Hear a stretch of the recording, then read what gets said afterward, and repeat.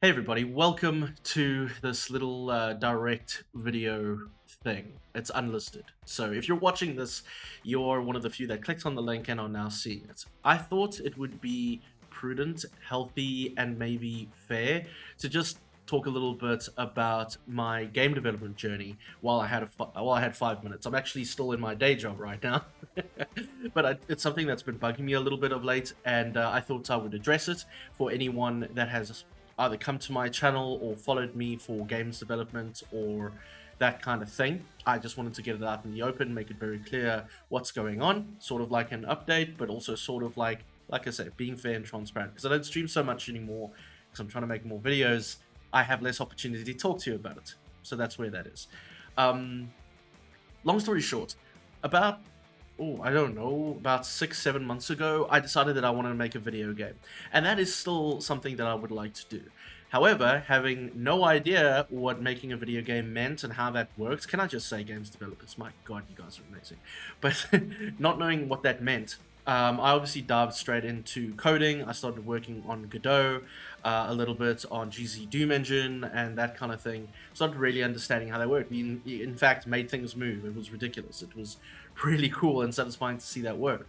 However, over time, I realized that games development is quite a broad thing to say and to do and that kind of thing. One point is game dev is not coding, or it's not just coding. Can I rather say it is a part of game dev? Game dev is like when someone says, "Oh, you do marketing." You know, I do marketing for a living. So when someone says, "Oh, you do marketing," very extremely broad term. Okay, but when someone says you do game dev, also extremely broad term. I didn't know this. I always thought game dev was coding and that kind of thing.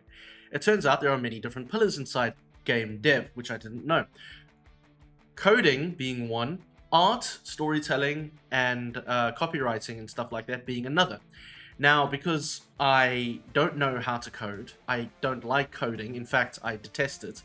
I don't care what anyone says. Oh, yeah, you gotta code. You should be home learning how to code. I was like, yeah, no, fair enough. I wish they taught me that from primary school, but they didn't. I don't like coding the same way I don't necessarily like math or whatever. I don't like coding. It's where it is, and my brain is like, yeah, you hate this, so stop doing it. That being said, so it kind of chilled a lot of my game dev journey for a little while I try to figure out how else I could be participate in games development and that part of the industry, as well as, you know, doing something that I enjoyed, which brought me to a recent project that I'm working on now with my friend Sam and Emil on a game jam. Before the game jam, I worked on a few Doom maps, and I did one for the Blue Sky map jam and things like that. And I thought to myself, damn, level design is awesome. I'd love to do more level design. So then I thought, okay, level design doesn't necessarily mean you need to know how to code. It's more artistic, it's more creative. And I thought, okay, I'd like to give that a try. So I settled on saying, well, then I'm going to start working on Doom maps because I really enjoyed doing it, and I wanted to focus on that. And then this game jam came up recently in the last week or so, and I was asked to do the enemy sprites, the art for the game jam. And I thought, well, I want to do more art in general. As a career, I want to do more art. So I was like, okay, let me see what goes on. And I've been working with Emil and Sam now for about a week. The game jam, yesterday I arrived at work like this, guys. My God. The game jam finishes on, well, this week, Wednesday.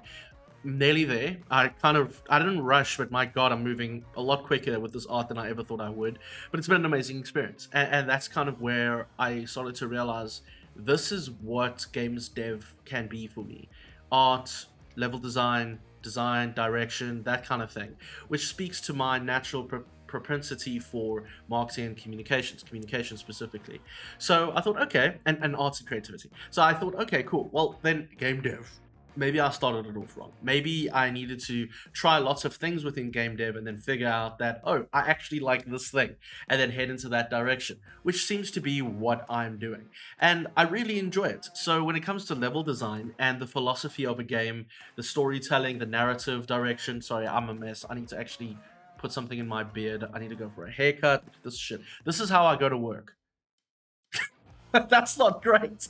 But anyway, so this is currently the story. So if you have like supported me in the past in my game development journey, thank you. If you are still sticking around for more of that, thank you as well. I have not stopped, I have slowed down. And that's because of the reality of what game dev is. If I didn't already have respect for game developers before, I far more do now. So much so, I think that's also why Sam wanted me to be involved in this game jam, because I gave the Easy FP engine a hard time, which, to be fair, it recently crashed and he lost an entire map. And I didn't want to say I told you so, but I'm going to go and tell him I told you so now. But anyway, point being is that I'm still on this journey. It is not a journey that I am rushing. It is not one that I think I can rush. And it's one that I'm learning about as I go and figuring it out as I go. I officially have 6-7 months of game dev under my belt, by contrast to my day-to-day career, which is 16 years. You know, so figuring things out, isn't that always the case? So yeah, I just wanted to clear the air with that, in case, because I feel like it has been a while since I've spoken about the topic. I took a hiatus for 3 months and la. Anyway, so that's the story of it. So if you are watching this, thank you so much for coming through. That's the story. If you guys do have more questions, I'm not saying you do. Who am I? I'm just I'm a nobody at the end of the day. I'm a small little community, but I love my community, and I just wanted to make sure that we understood each other. I don't like lying, and I don't like hiding things from people. I can't. It just is not how I work. So yeah. Thank you for watching, and when this game jam is finished, I've been told by my therapist that I need to take the weekend off, and then I'm working a lot on that. And then she said, I said to her, I was like, but I need just one weekend to work on this other thing. And she's like, take the time off. So anyway, next video coming soon. We're going to be talking about industrial horror shooter games. Very exciting to share that with all of you. Damn, I'm very excited because I've been building it for quite a while now. There's probably going to be part 1, part 2, and part 3. I'm just saying. Just feels like it's going to be one of those kinds of videos. Very exciting for me. Anyway, thank you very much, guys. If you have any questions about the topic or thoughts or anything for that matter, just let me know out in the comments. And yeah, I'll see you all very soon. Please take care. Rip and tape. Cheers. If anyone was curious, we can dash, but we can't jump. At least I don't... No, we can't jump. Rotten bread. Yes, can we... Sorry, I know this is so nerdy of me, but look at this game. Look at this. Look at the water shining on the floor. How fucking excellent. Look at that shit. Nicely fucking done.